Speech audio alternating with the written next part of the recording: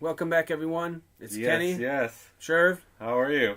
I'm good, thank you. Oh, I was talking to our fellow guests, but it's good that you know that you're doing well. I am, thank you.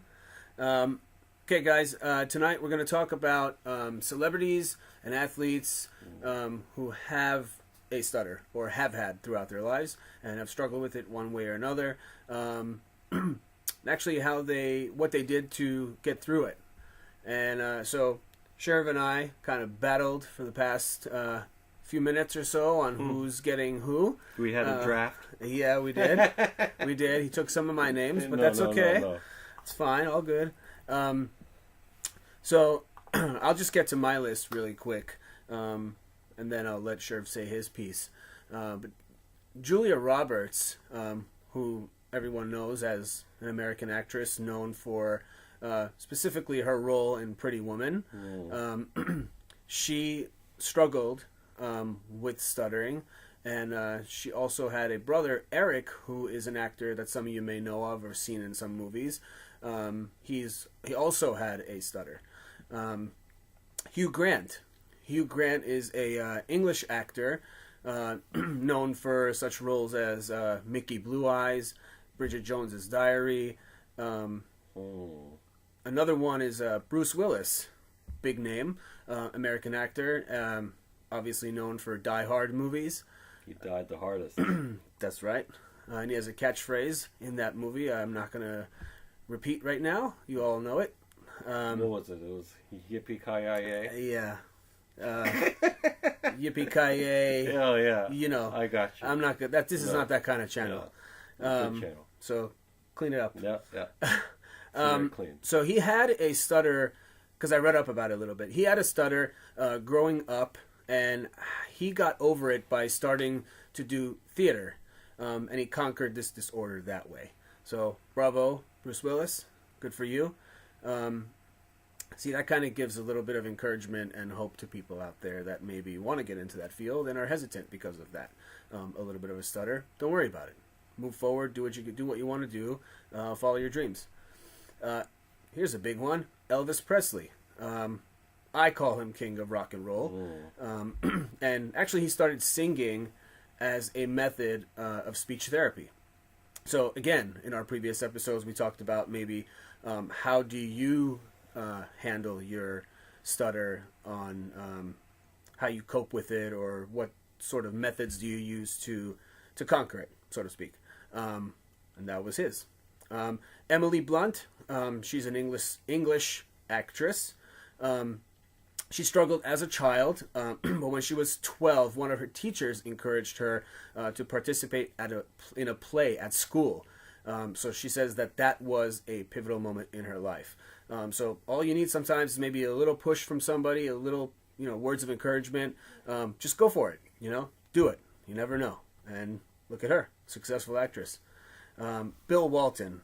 Now we're into the little bit of the athletes. I'm a big basketball guy myself, so this is a good one for me. Bill Walton, so Hall of Fame basketball player, excellent.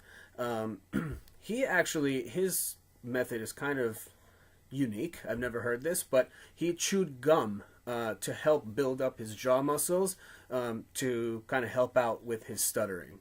I wonder if that works. So I've never heard that one before. It's interesting. Very interesting. But again, whatever works for you. Chris Martin, a band I used to love. I still like them. I always wanted to see Coldplay in person, but live in concert. Anyway, Chris Martin, he's the front man of Coldplay. He did stutter growing up and occasionally does today. I don't know him personally. I just read that about him. Did some research, as we said. So it's interesting. Nothing wrong with it. Obviously, he's very successful, big name, huge band, known worldwide. And getting back to my athletes, basketball players, Wilt Chamberlain. Wilt Chamberlain, he's absolutely a Hall of Fame basketball player. Not around anymore, of course, but he started growing up, and so did most of his family members. So this actually touches upon something that we haven't talked about yet, but Sherv will probably get into a little bit later, in terms of genetics playing a role. in stuttering. Is it genetic? Can it be? This, from what I read on Wilt Chamberlain's history, yes, it can be genetic. Spoiler alert. Yeah.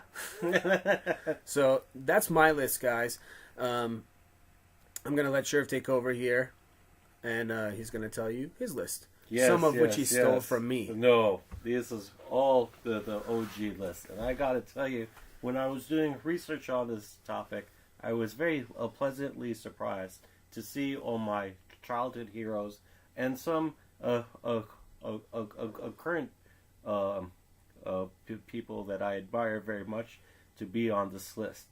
Firstly, I gotta say, in terms of NFL running backs, Stutterers has a great fraternity. Let me tell you, these running backs are some of the best the league has ever seen. And you are a football guy. Yeah, I am a football guy. It fits. I gotta tell you, just this aside, I definitely think stuttering helped them become all-time greats. I'll touch on that a little bit after I get in, finish my list. Number 1, Bo Jackson. If anyone watches football and watched the Raiders, I believe it was in the 80s.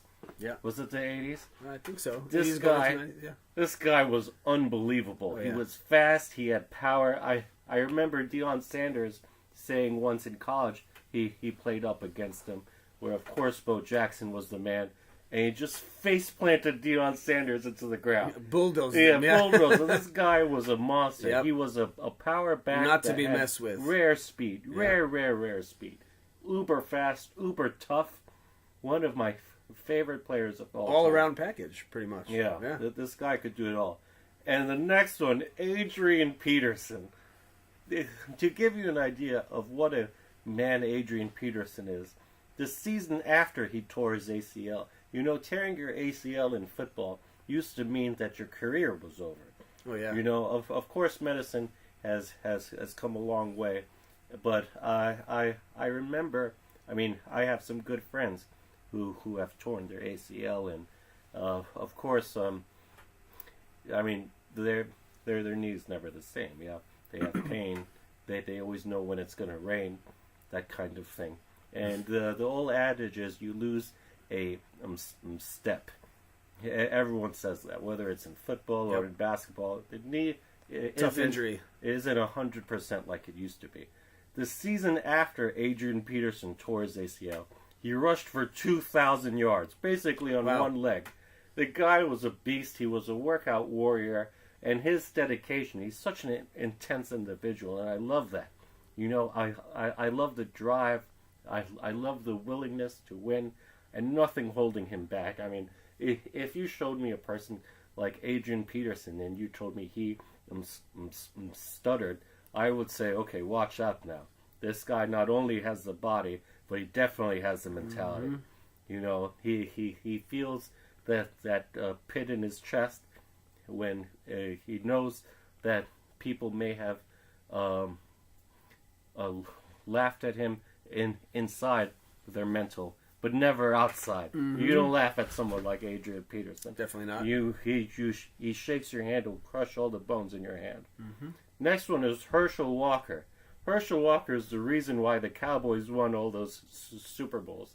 Not because he played for him, but because when the Cowboys traded Herschel Walker to the Vikings, they took their entire draft and then some. The guy, did you know he didn't lift weights? No way. His entire body was chiseled out of granite purely from pull-ups, sit-ups, and push-ups. Wow. And later body in his weight life, exercises. That's good. exactly. Yeah. And when he was like a middle-aged man, he went into mixed martial arts, and I think he won his first bout. Could you imagine mixed martial arts? That's an athlete. Yeah, that guy is an incredible athlete. Next, I would say Tiger Woods. Tiger Woods, golf may have a reputation for being a little soft. Tiger Woods' dad was in the Green Beret. Did you know that? I did not. Yeah, and growing up, he wanted to be in the Navy SEALs. Wow. The guy was a 300-pound bench presser. His father? No, Tiger Woods. Him? Yeah. Wow. Yeah, Tiger Woods is a beast. Wow. And he dominated the golf game. Man amongst of course. boys. When I think of golf, I think Tiger Woods. Yeah. I mean, I'm not a golf guy, For but sure, I for think sure. He was Tiger. the Michael Jordan of the game. Yeah, for sure. And next, moving out of sports, I feel like I could harp on this all day because these are literally my idols. I admire them very much. But I want to get into pop culture a little bit too. Marilyn Monroe. Ooh. Yeah. Ooh. Wow. You know the original. The OG Kardashian. If she was alive in 2018, for sure she would dominate in Instagram. Oh yeah. TMZ. You know these other girlies would be. Yeah, forget it. She no was spot not for only the most beautiful, but her personality was really on par. Everyone from presidents to musicians to sports athletes, maybe a little bit of everything. Everybody was interested in Marilyn Monroe, and for good reason. Yeah. And on to Hollywood. James Earl Jones. You know, I have a bit of a peculiar personality. When I think of James Earl Jones, I think of AT&T commercials, and that time when he was with Arnold Schwarzenegger in that Conan movie when he turned into an anaconda. Was it AT&T? He did or Bell. Some sort of. Yeah. I don't know. Yeah, we got to check on that. He had the voice. If anybody out there knows, comment. Please put it in the comments section. Correct him. Yeah. Now that you say it, probably wasn't AT&T. I don't know if it was AT&T. It was one of whatever. those things. Regardless, everybody knows James Earl Jones. His voice is a staple. So. And Samuel L. Jackson. Him too. The man. I mean, he had so many great movies, but I'm going to name one that I know I'm going to get caught up on. You know, I'm just going to say it. Snakes on a Plane. God, what an incredible movie that was. Such a silly movie, but he did great. Yeah. It would be great if James Earl Jones was the anaconda and that somehow they did well, whatever. So that's my list. You know, when researching these names, and you see such bright superstars, whether it's in film or in sports, and you see these outliers, you know, I gotta tell you, I think it helped them. I think the stuttering had helped them, and I did a little research in regards to their background, their stuttering, and I came across something very interesting. This is from mnsu.edu, and it talks about genetics and how genetics is a factor in stuttering. I was hoping you'd talk about this. Yeah, absolutely. I'm going to read it verbatim because I didn't memorize this. The evidence for genetic factors in stuttering is overwhelming, with genetic factors playing a role in at least half of all cases. Although stuttering does a cluster in families, severity does not. In other words, if you have a family member who stutters, you are more likely to stutter. And I know in my own family, my uncle stutters, and he's an immensely successful person in the oil and gas industry. Yeah, I mean, obviously that didn't hold him back. No, and it shouldn't. It shouldn't hold anybody back. It's just keep going. So, I think it depends on the individual, Kenny. Let me ask you this: those who are running backs that I told you about, do you think had they not had a stutter, they would be the same person? Probably not. No, I don't think so. Probably not. Because I know it gives you a bit of a drive too. It gives you you have this chip on your shoulder, kind of like you said with the Adrian Peterson or any other football player. Yeah, it's a constant reminder that like you have something to prove, and hey, you know what? I'm not going to let this little thing get in the way of my dreams or anything that I want to do, because it's just a little stutter. I mean, it's really, it's not a little stutter. Some people have it very severe, don't get me wrong. But that's in the overall picture, it's a very minute. Yeah. Bo issue, Jackson, so. Adrian Peterson, Herschel Walker. Yep. These guys were power guys. They welcomed that conflict. They met those challenges head on. They won plenty of games that way. A lot of their accomplishments have been through the same way. They just took it. Yeah, for But sure. Having said that, our list is over. But we have one more. Yeah. Yeah. Go ahead. Just want to. Joe Biden. That's it. Oh, we have a treat for you. Kenny, you want to take it from here? I have a treat for you, you mean. This is what I found. Oh, is it? So, yes. I'm going to play a little clip here of a speech that Joe Biden gave at at a gala. American Institute for Stuttering. Yes. And this was a couple of years ago. We found this on the New York Daily News. So we are going to play it. It's only a 1:41 audio clip here. And then we will share this link in our description box below. So check it out if you want. It's a little video clip. So let's take a listen. We're going to listen here, and then we can talk about it. And all of a sudden, everything will be okay. Baby, how old are you? 12 years old. When I was 12 years old, for real, I could talk like that. You'll be stronger and better for it. You can walk up to the girl you have a crush on in high school and say, woo, woo, woo, woo, woo, woo. See, by the way, I resent the laughter. It's one of the things I want to say to you parents who might have laughed. You know, think about it. Stuttering is the only thing people think they can laugh at. If I was standing up here talking about having a cleft palate and how I had that operated on, or I had a withered arm, or I was partially paralyzed, no one would make fun of it at all. Right. But think about it. Stuttering is the only thing that good people think it's still okay to laugh about. Those of you who are stutterers, remember how it feels. Remember how it feels.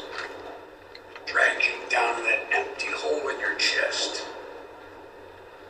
And feeling the panic again and then anger. So when you walk up to that pretty girl and you say, "Would you go to the prom with me?" It takes more goddamn darn courage to do that than it does about anything any of you done in your whole life.